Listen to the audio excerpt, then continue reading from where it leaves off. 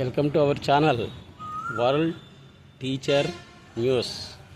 మన world teacher news YouTube channel తత్వ, వేదాంత, ఆధ్యాత్మికాలకు సంబంధించినటువంటిది. తత్వం అంటే మనం ఇంతకుముందు చాలా వీడియోలో చెప్పుకున్నాం. You are that is you. అంతే, నీవే అది, అదే నీవు. ఏ దేవుడికి ఇదే నువ్వు నమస్కరిస్తున్నావో నువ్వు నమస్కరించేటువంటిది ఈ దేవుడికి. ఏ దేవాలయానికి అయితే నీవు వెళ్ళావో అది నీ శరీరమే. ఆ విషయాన్ని తెలుసుకునేంత వరకు దేవాలయాలు అనేటువంటిది అవసరం. తెలుసుకోవడమే జరిగేదే కాదు. సామాన్య మానవులైనటువంటి మనం తెలుసుకోవటం అనేటువంటి జరగదు. ఐఆమ్ దట్ ఈజ్ ఐఆమ్ అని ఎవరు తెలుసుకుంటారు? యోగులు, అవధూతలు, వాళ్ళు మాత్రమే తెలుసుకుంటారు. మన వల్ల ఏ పని కాదు. అందువల్ల మనకు దేవాలయాలు అనేటువంటిది, జపాలు, హోమాలు, యజ్ఞాలు, యాగాలు అనేటువంటిది అవసరం, చేయాల్సిందే. ఇప్పుడు రమణ మహర్షి ఉన్నాడు, అరుణాచల కొండ గుహలలో ఆయన తెలుసుకున్నాడు అహం బ్రహ్మాస్మి శివోహం అని. కాబట్టి అటువంటి వాడికి ఇంకా ఏ పూజలు చేయాల్సిన అవసరం ఎందుకని? ఆయనే అరుణాచల మహేశ్వరుడయ్యాడు. కాబట్టి సామాన్య మానవులైన మనకు జపాలు, హోమాలు ఇవన్నీ కూడా తప్పదు. దేవాలయ సందర్శనం అనేటువంటిది ప్రతి ఒక్కరూ చేయాల్సిందే, తప్పదు అంటారు సద్గురు సుబ్రహ్మణ్యం గారు. ఆయన ఇంకా రెండోది వేదాంతం.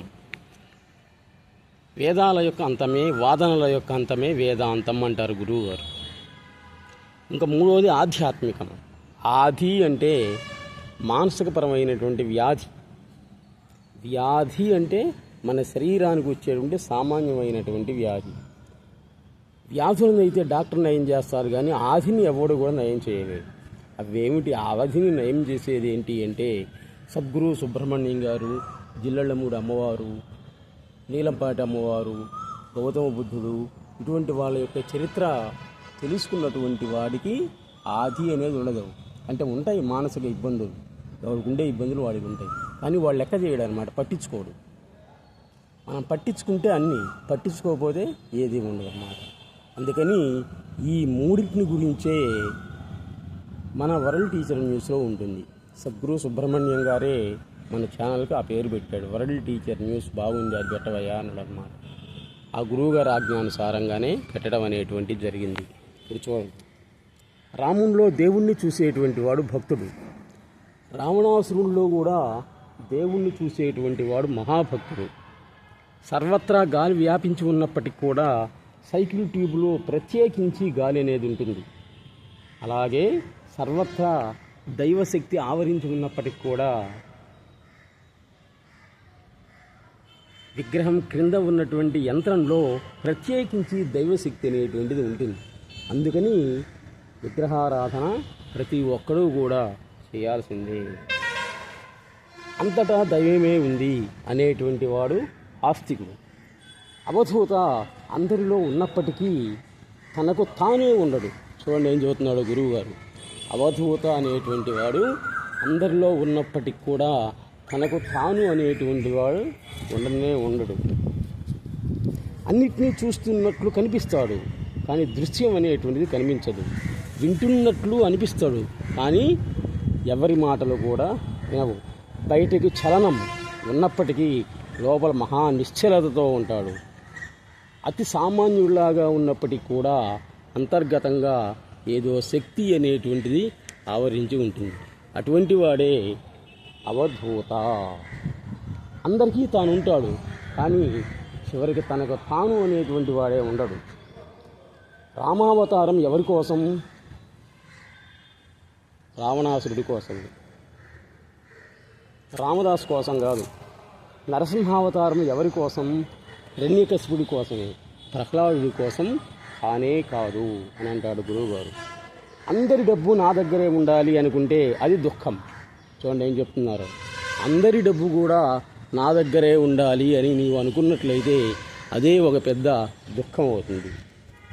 నా డబ్బే అందరి దగ్గర ఉంది అనుకోవటం అనేటువంటిదే సుఖం.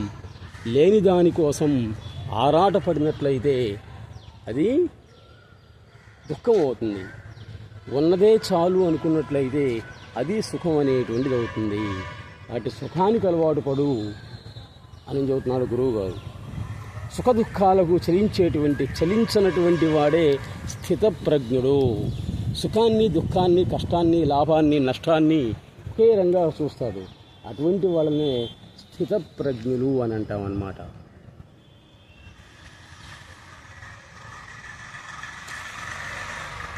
అహం బ్రహ్మాస్మి, నేనే దేవుణ్ణి అని తెలుసుకునేంత వరకు నీకు యజ్ఞాలు, హోమాలు అనేటువంటి తప్పదు. భగవాన్ రమణ మహర్షి, జిల్లెలమూడి అమ్మ, అందరమ్మ, అనసూయమ్మ, రామకృష్ణ పరమహంస, శారదామాత, స్వామి వివేకానంద ఇలాంటి వాళ్ళందరూ కూడా తెలుసుకున్నారు. కాబట్టి వారు అన్నటువంటిదే వేదమైంది, వాళ్ళు ఉన్నటువంటిదే మహాక్షేత్రం అనేటువంటిది అయింది. వాటి అందరూ కూడా ఒకసారి శ్రీకాళహస్తి దగ్గర ఉన్నటువంటి సద్గురు సుబ్రహ్మణ్యం గారిని, అలాగే బాపట్లకు 15 కిలోమీటర్ల దూరంలో ఉన్నటువంటి మహాపుణ్యక్షేత్రం జిల్లెలమూడిని దర్శించి తరించండి. జీవుడికి చెల్లనటువంటిది ప్రతిదీ కూడా దేవుడి దృష్టిలో చెల్లుతుంది. చూడండి, నీ దృష్టిలో అమాయకుడు, దుర్మార్గుడు, వ్యభిచారి అనుకుంటాం కదా, ఇటువంటివన్నీ కూడా దేవుడి దృష్టిలో చెల్లుతుందన్నమాట. ఆయనకి ఇదంతా ఏముండదు, అంతా ఒకటి, మంచి చెడు అనేటువంటిది అంతా కూడా ఒకటి. ఏది జరుగుతున్నా కానీ చూస్తూ ఉంటాడు ఆయన, మనమేమో చూడలేం.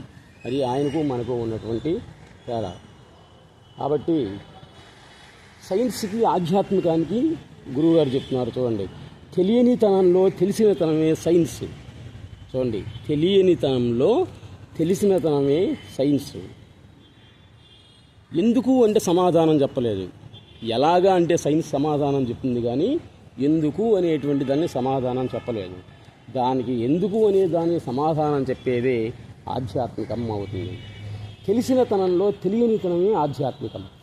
తెలియని దాంట్లో తెలిసి ఉండడం సైన్స్, తెలిసిన దాంట్లో తెలియకుండా ఉండడం అనేటువంటిది ఆధ్యాత్మికం. ఏకంగా కనిపిస్తూ అనేకంగా ఉండేదే అండం. అండం బ్రహ్మాండానికి తేడా చెబుతున్నాడు. చూడండి, ఏకంగా కనిపిస్తూ అనేకంగా ఉండేది అండం, అనేకంగా కనిపిస్తూ ఏకంగా ఉండేది బ్రహ్మాండం. ఏది జరుగుతున్నా కానీ ఎవడో చేస్తున్నాడు అనుకుంటే ఏ బాధ ఉండదు. ఏది జరిగినా కానీ నేనే చేస్తున్నాను అనుకుంటేనే నీకు బాధలన్నీ కూడా వస్తాయి. ఇటువంటి ఎన్నో విషయాలని సద్గురు సుబ్రహ్మణ్యం గారు వివరించారు. ఇక ప్రస్తుతం ఆయన పాపం కొన్ని చిన్న చిన్న వ్యాధులతో బాధపడుతూ ఉన్నారు. ఇప్పుడు ఆయన దగ్గరికి వెళ్ళి దూరంగా ఉండి చూసి నమస్కరించడమే కానీ ఆయనతో మాట్లాడటం అనేటువంటి జరిగేది కాదు. వీలున్నటువంటి ప్రతి ఒక్కరూ వెళ్ళి గురువుగారిని దర్శించండి. ఎందుకంటే ఆ తర్వాత మనం చూడలేకపోయామనేటువంటి బాధ అనేటువంటిది ఉంది. వీరబ్రహ్మేంద్ర స్వామిని మనం చూడలే, యోగి వేమనను చూడలే. ఆ కాలంలో ఉన్నటువంటి వాళ్ళు ఎంత అదృష్టవంతులో అనుకుంటాం. అదేవిధంగా ఇప్పుడు కూడా సద్గురు సుబ్రహ్మణ్యం గారిని ఇక నాకు తెలిసినంత వరకు ఆయనకి నేను చివరి దశ అనుకుంటున్నాను అన్నమాట. ఒకసారి వెళ్ళి అందరూ కూడా ఆయన చూసి నమస్కరించండి, చాలు, మీకు మానసిక ప్రశాంతత అనేటువంటిది ఏర్పడుతుంది. Please subscribe our channel world teacher news. నమస్తే.